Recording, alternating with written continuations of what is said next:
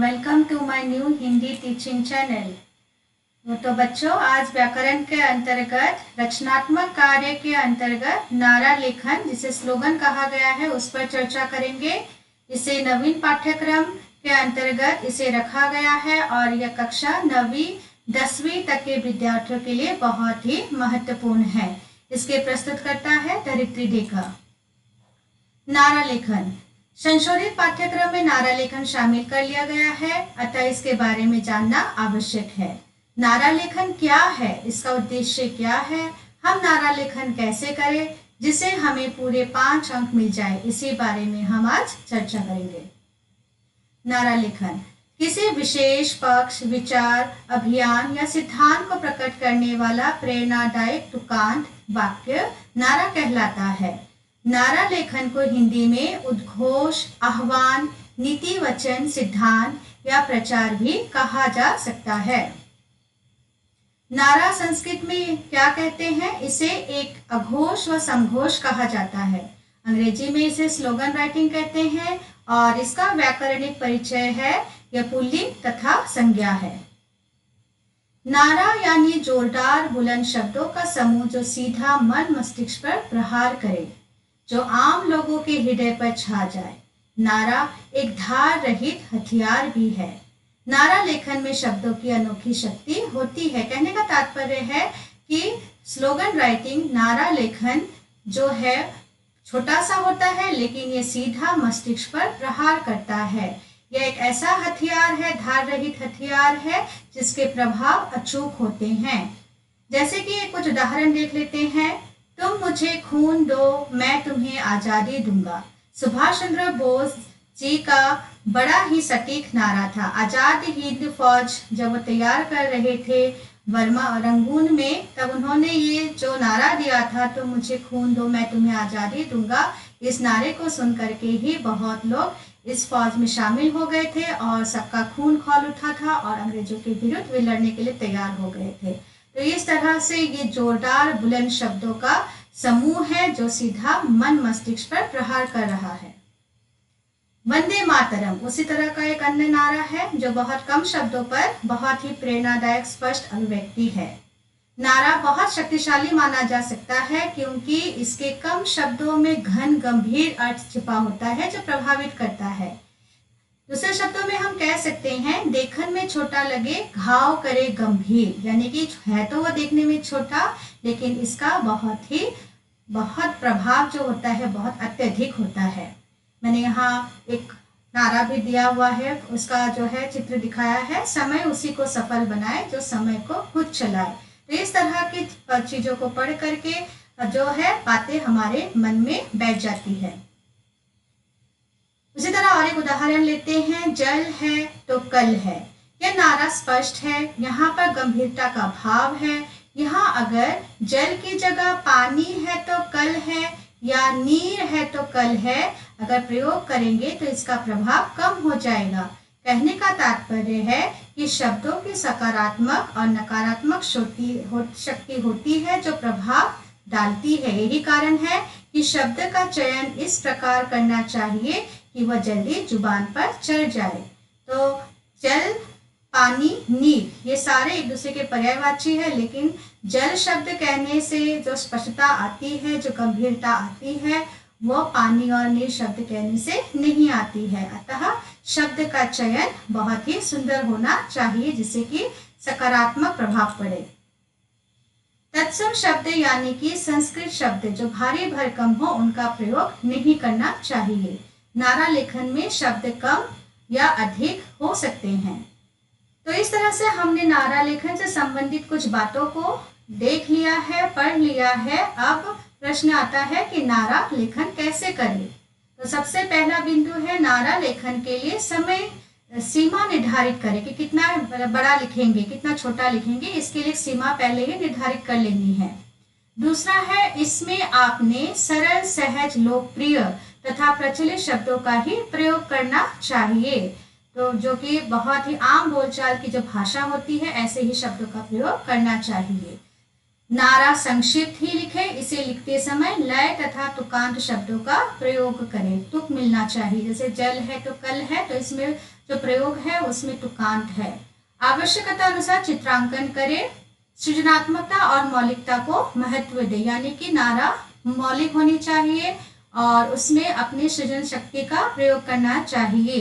तो इस तरह से ये 5 बिंदु जो है नारा लेखन के लिए बहुत ही महत्वपूर्ण बिंदु है।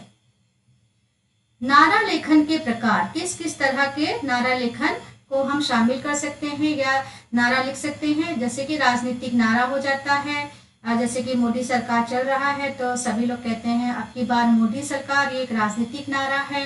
जब डोनाल्ड ट्रंप भारत आए थे तो उन्होंने भी इस नारे को अपना लिया था और इस बताया था कि अब की बार ट्रंप सरकार।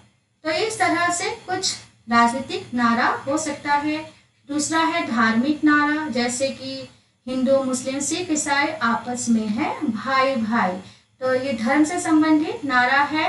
सभी धर्म की अब एक ही पुकार, एकता के स्वप्न को करो साकार, तो ये धार्मिक नारा है। सामाजिक नारा, बेटी बचाओ बेटी पढ़ाओ, जिससे समाज के उत्थान की बातें कही गई है। बेटी बचावे बेटी पढ़ाओ, देश में साक्षरता को बढ़ाओ, तो इस प्रकार नारा लेखन के प्रकारों में से एक है। ऐतिहासिक नारा, इतिहास से जुड़ा हुआ, जैसे इंकलाब जिंदाबाद का नारा दिया गया था, जय हिंद एक नारा था। शैक्षणिक नारा, दीप से दीप जलाएंगे भारत को साक्षर बनाएंगे, तो ये शिक्षा पर आधारित नारा है। स्लोगन राइटिंग एग्जाम में परीक्षा में आ सकता है। व्यवसायिक नारा, जैसे कि आत्मनिर्भर भारत, जैसे कि स्वदेशी अपनाएं भारत को आत्मनिर्भर बनाएं, तो ये व्यवसायिक नारा है। प्रेरणादायक नारा उसी तरह बहुत सारे हैं। उमंग न ठंडी होने पाए, कदम मिलाकर चल, मंजिल तेरे पांव छुएगी आज नहीं तो कल, तो इस तरह के नारा क्या है, प्रेरणा देता है, हमें जीवन में आगे बढ़ने को उत्साहित करता है। उसी तरह कुछ और अन्य उदाहरण देख लेते हैं जो कुछ बहुत ही प्रचलित नारा है। बहुत ही कम शब्द का प्रयोग करके, सटीक प्रयोग करके ये नारा बहुत ही प्रसिद्ध हुए हैं। प्रकृति का ना करो हरण, आओ बचाए पर्यावरण, है तो ये एक ही पंक्ति लेकिन इसका प्रभाव बहुत ही गंभीर है। दूसरा है बेटी बचाओ बेटी पढ़ाओ। तीसरा है रक्तदान महादान।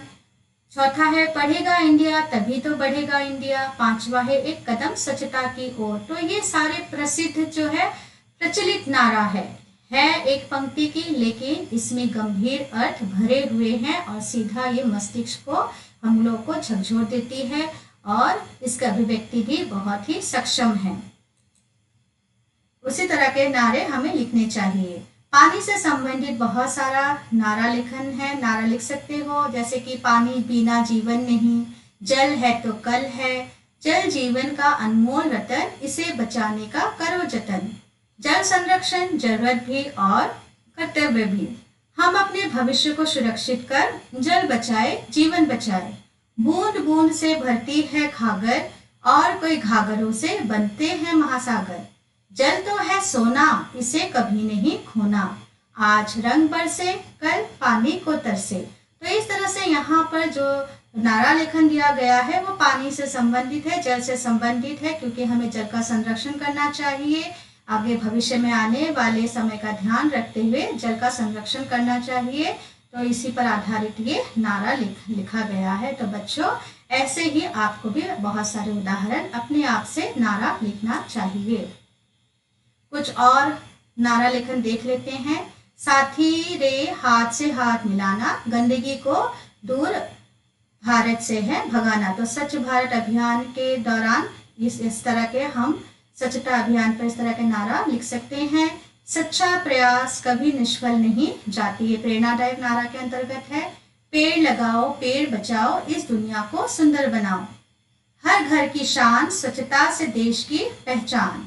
हर एक हरी पृथ्वी वास्तव में एक स्वच्छ पृथ्वी है। तो स्वच्छता अपनाओ, कोरोना को जड़ से मिटाओ। तो ये महामारी से संबंधित आज के युग की जो मांग है, आज के समय की मांग है कि कोरोना जो महामारी फैली हुई है उसको दूर करने का एक ही तरीका है स्वच्छता को अपनाना है। तो बच्चों नारा लेखन के विषय में संबंधित कुछ प्रश्न है या इसको गृह कार्य करना है। पर्यावरण, जल संरक्षण, भ्रष्टाचार, शिक्षा पर आधारित नारा लेखन कर लिखना है। स्वतंत्रता दिवस, बेटी बचाओ, योग दिवस, रक्तदान आदि से संबंधित नारा लेखन हो सकता है। नेत्रदान, किसान, सड़क सुरक्षा आदि से संबंधित नारा लेखन आ सकता है। मतदान, हिंदी भाषा आदि कई अन्य विषयों से संबंधित नारा लेखन परीक्षा में आ सकता है और आपको उसी के अनुरूप इसकी तैयारी करनी है। तो व्याकरण के अंतर्गत नारा लेखन यहीं पर समाप्त होता है। अगर ये वीडियो अच्छा लगे तो इसको लाइक और सब्सक्राइब जरूर करें और अंत में यही कहेंगे कि हम युवकों का नारा है निरक्षरों को साक्षर बनाना है। तो इस तरह से अच्छी अच्छी बातें लिख करके, स्लोगन लिख करके जो है अपनी अभिव्यक्ति को भी शब्द प्रदान करना है और साथ ही इस तरह के नारा लेखन से जो है हिंदी भाषा को भी समृद्ध बनाना है। तो आज के लिए इतना ही। सभी को धन्यवाद।